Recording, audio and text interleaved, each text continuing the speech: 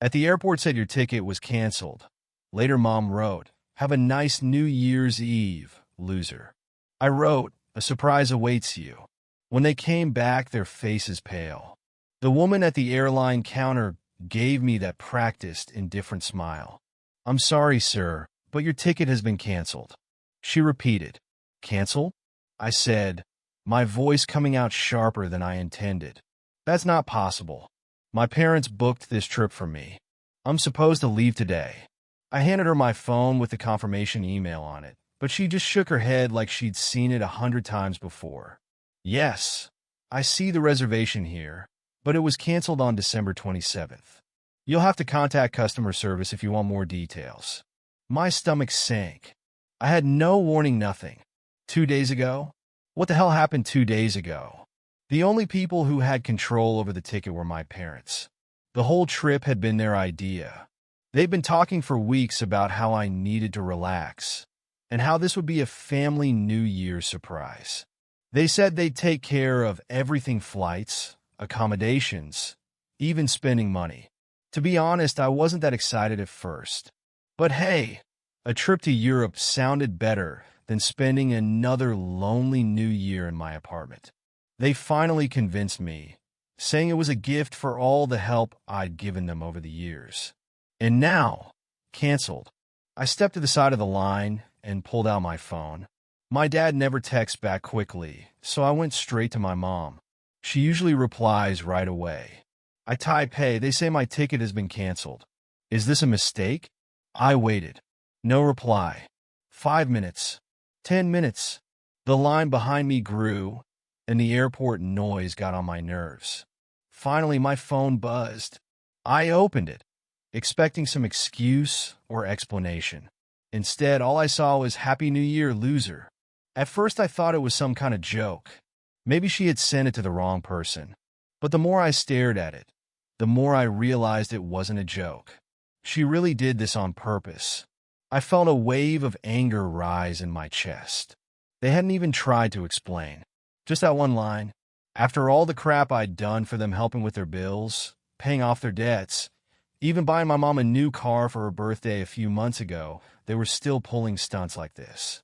I couldn't believe how cheap and petty they were. They dropped hints about how expensive the trip was, but I never thought they'd go this far. I gritted my teeth and typed a reply. "There's a surprise for you when you get back." It was vague enough to make them sweat. Almost immediately, my mother began to call. I let it ring. She called again. Decline. Again. Decline. I didn't give her the satisfaction of an explanation. I tossed my phone in my pocket and walked out of the airport. I didn't know exactly what I was going to do, but one thing was clear. I was done being their safety net. They thought they could play me? Fine. I was going to hit them where it hurt. Over the next 10 days, I came up with a plan that would make them regret it for a long time. Over the next few days, my parents continued to blow up my phone. I ignored every call and text. My mom tried to guilt me with messages like, "We were just kidding, and come on, it's no big deal. Don't ruin New Year's for everyone." Yeah, right. I didn't fall for it. Meanwhile, I spent those days plotting. The first step came to me as soon as I got home. The car I'd given my mom for her birthday, the one she'd been bragging about like it was her greatest accomplishment. Yeah, it didn't stay hers for long. I still had the title in my name, so I arranged to sell it. I quickly found a buyer, a guy willing to pay cash. I knew the look on her face when she found out would be priceless. But I wasn't done. There was also the joint savings account we shared. It was supposed to be for emergencies. But in reality, my parents had been using it like their personal slush fund. Since I was the main contributor, I had no problem draining every cent from it. Once the money was safely in my account, I sent one last text. "Happy New Year, losers." Then I blocked them. By New Year's Eve, I was feeling pretty good. I stayed in, cracked open a beer, and watched some movies. I knew my parents were probably fuming overseas. Good. Let them stew. I wasn't going to let them ruin my night. But the best part? I wasn't alone anymore. My aunt and uncle texted me out of the blue to wish me a happy new year. They asked if I was okay, because they hadn't heard from me in a while. I guess my parents told them some story about me being sick and unable to travel. I almost laughed out loud. I told them the truth, how my ticket had been canceled and how my parents had basically abandoned me at the airport. There was a long pause after I sent this message. Then my uncle responded. Wait, they did what? He and my aunt were furious. Apparently they had planned to meet us in Europe, but didn't know the full situation. They'd assumed I was sick, as my parents had said. Now they were furious, and they weren't the only ones. My cousins got involved too, sending me messages like WTF dude, and that's cold. They were all on my side now, which gave me an idea. When my parents got back, they weren't going to get the warm welcome they expected. My parents must have finally figured out that I wasn't going to answer because the calls and texts stopped after New Year's. I could almost imagine them enjoying their vacation, thinking everything would be back to normal when they got home. Little did they know, I had a welcome home surprise planned for them. The day they flew back, I got a message from my cousin Melissa.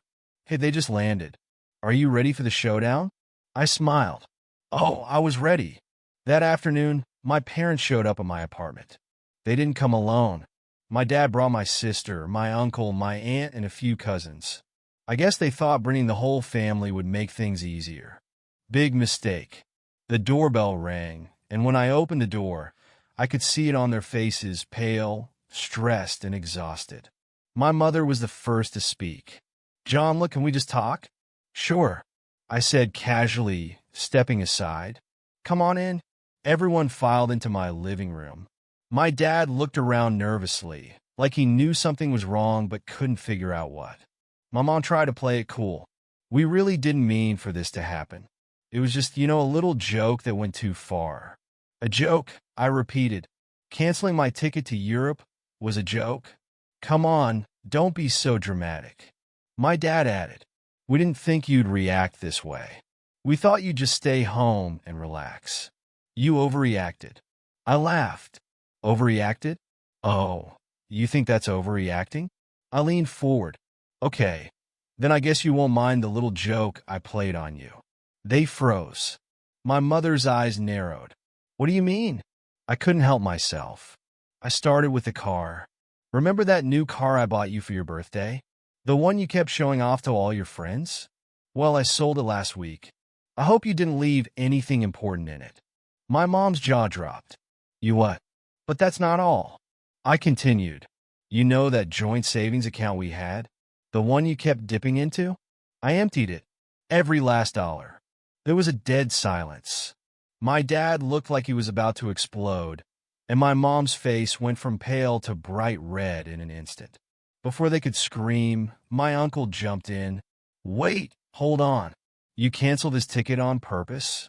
You told us he was sick. Yes, I said, turning to my uncle. They lied to you too. I wasn't sick. I was stranded at the airport. The room erupted. My cousins, aunt, and uncle all began to attack my parents. Melissa muttered something like, this is so messed up, while my uncle shook his head in disbelief. My mom tried to defend herself by saying it was a misunderstanding, but no one was buying it. Even my sister tried to chime in with her squeaky voice, but no one paid attention. She's barely 5 feet tall, and she always tries to butt in like a referee. But not today. Enough! I finally shouted. The room fell silent. I stared at my parents and dropped the last bomb. I'm done helping you with the mortgage. You can handle it on your own from now on. Now they really lost it. My dad started screaming about how ungrateful I was, how they'd done so much for me, blah, blah, blah. But nobody in the room was on their side anymore. My uncle even jumped in and said, you brought this on yourself. That's not how you treat your son. It was chaos. The argument went on for another 15 minutes until I finally had enough and told everyone to leave. My parents stormed out, but my aunt, uncle, and cousin stayed behind to calm me down. Listen, my uncle said after the dust settled, I have an idea. Why don't we go on vacation together? Somewhere warm. My treat. Let's make this right. I hesitated for a second, but Melissa grinned and said, come on, you deserve it. Let's get past this drama. And so I agreed to go to Hawaii. We made the arrangements quickly. And here's the kicker. We pulled the same trick on my parents. My uncle booked a trip for them, but arranged for their flight to leave from a city 5 hours away. When they called me 2 weeks later to complain about how everything went wrong, I just sent them one last message. Have a nice trip home. Losers. Then I blocked them. I thought that was the end of it. We went to Hawaii and had a great time. But when I got back to my apartment, I found a nasty surprise. Hawaii had been perfect sun, ocean, good company. I could finally breathe after all the family drama. I was actually in a good mood as I walked up to my apartment building until I saw the car. I stopped in my tracks and stared at the wreckage in disbelief. The windshield and all the windows were shattered. The tires were slashed. But the spray paint hit me the hardest. You shouldn't have moved our property. Bright red letters scrawled across the side of the car, like some kind of twisted warning. This wasn't some random act of vandalism. It was personal. I knew exactly who had done it. My parents. A neighbor walked by and gave me a sympathetic look. Man, that's tough. Did you piss someone off? Something like that. I muttered, pulling out my phone to take pictures. Once I had everything documented, I called the police. An officer showed up within an hour, asked the usual questions, and filed a report. When he asked if I had any suspects, I didn't hold back. Yes, I do. My parents. The officer raised an eyebrow, but wrote it down. Any reason why they would do that? Long story, I said, not wanting to get into it right now. I had plenty of evidence, and I wasn't going to let them get away with it. The next thing I did was call my lawyer, who jumped right on board. We filed for vandalism and property damage. It wasn't just about the car, it was about sending a message. If they wanted to escalate it, I was ready. A few days later, I got a call from the officer investigating the case. We interviewed your parents, he said. They claimed they had nothing to do with this. In fact, they say it was your sister who vandalized the car. That took me by surprise. My sister? That was out of the question. Are you serious? I asked. They're really charging her? Yes, the officer confirmed. They say she acted out because of a family dispute. We're looking into it. I knew what this was. My parents were trying to use my sister as a scapegoat. She was only 19, and while she could be a pain sometimes, there was no way she would do something like this. I told the officer that, and he promised to keep digging. Sure enough, my sister was furious when she found out. She texted me that night. I swear I didn't do anything. Mom and Dad are trying to set me up. I'm so done with them. She ended up testifying against them, which made things worse for my parents. They couldn't beat the charges. The court slapped them with a big fine and ordered them to pay restitution. I thought that was the end of it, but a week after the verdict, I got a letter in the mail. It was from my mother. I almost threw it away, but curiosity got the better of me. I opened it and found a handwritten note along with a small package. The note read, "You've made your point. But before this war escalates any further, you might want to open this." My stomach turned. I didn't trust him for a second. Nevertheless, I opened the package. Inside was a single key. I held it in my hand and turned it over, trying to figure out what it was for. No explanation. Just a key. My mind raced with possibilities. Were they trying to lure me into something? Was this another trap? I had no answers, but one thing was clear: this wasn't over. I stood there staring at the key for a long time. It didn't look like anything special, just a plain silver key with no label or tag. No explanation, no details. Just my mother's cryptic message. I debated ignoring it completely, but my gut told me I had to find out. I didn't want to play into my parents' game, but this key had to mean something. I called my sister, hoping she might know something. "Hey, weird question," I said after some small talk. "Did Mom or Dad ever mention a key to you? I just got one in the mail from them." "A key?" She repeated. "No, that's random. They didn't say anything to me, but you know how they are. Maybe it's for something they've been hiding? Hidden." That word stuck with me. My parents had always been secretive. They liked to be in control, to make sure that no one knew all the details about their finances, their assets, or their plans. Was this key connected to one of their secrets? All right, thanks, I said. I'll figure it out. The next day, I couldn't shake the thought. I tried the key on my apartment door, just to be thorough. No luck. Same with my mailbox. I even tried the storage unit in my building. Nothing. I began to wonder if this was all just a mind game. Then, out of nowhere, my aunt called. "John, are you okay?" She asked, her voice sounding a little concerned. "I'm fine," I replied, confused. "Why is that?" "Well, I heard from your mother today. She said that you would finally understand everything soon." I thought that sounded weird. I paused. "Understand what?" She didn't say anything else? Nope. Just that cryptic line. You know how she loves her little power plays.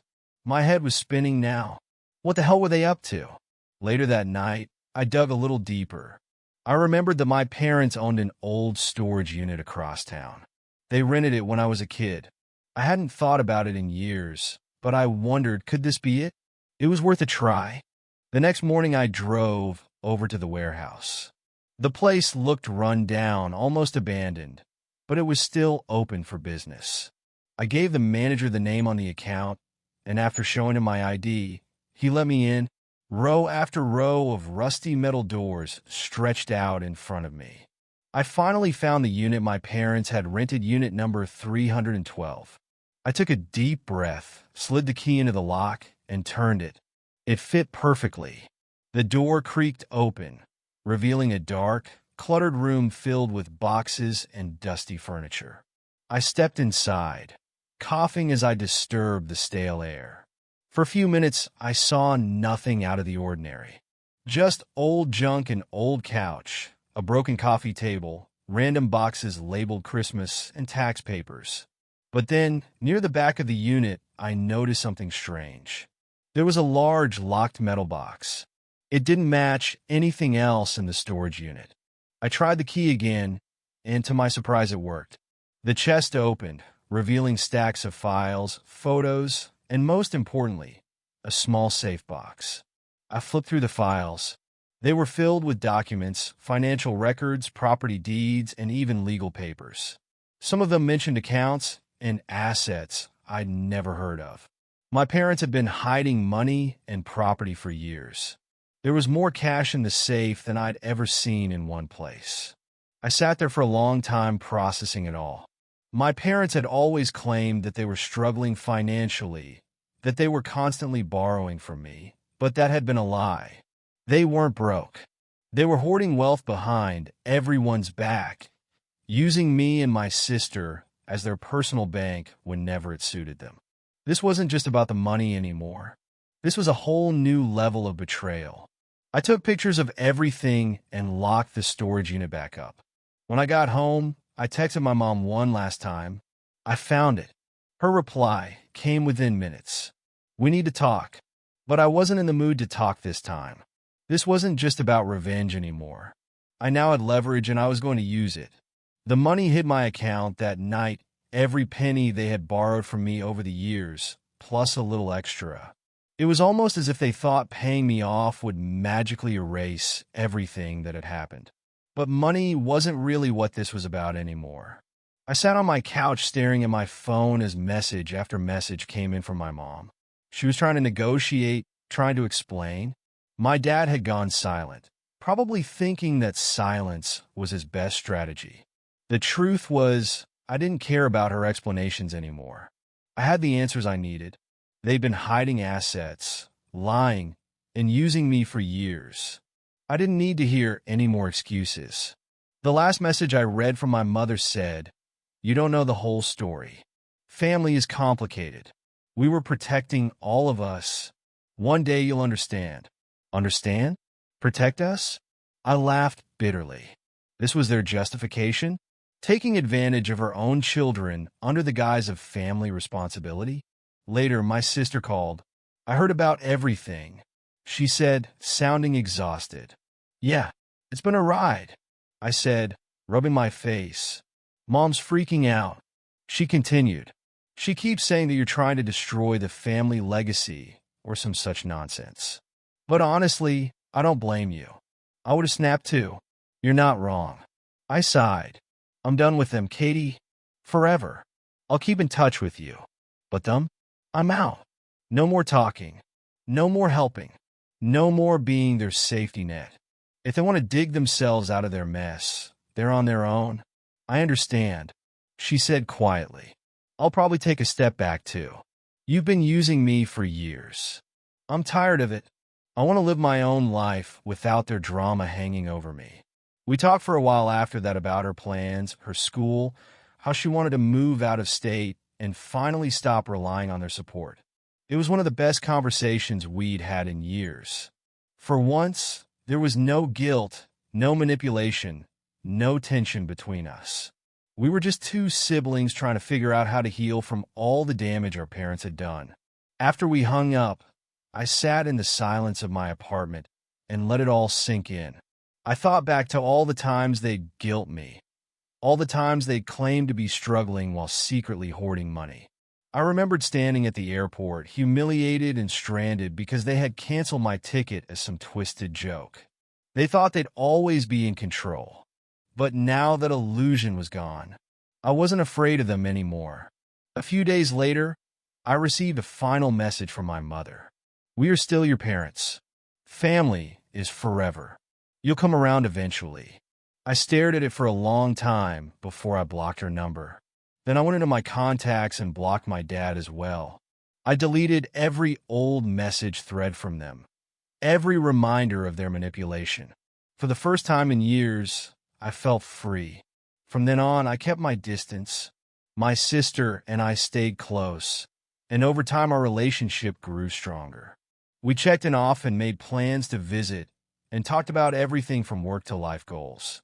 Without our parents pulling strings behind the scenes, we could finally be honest with each other.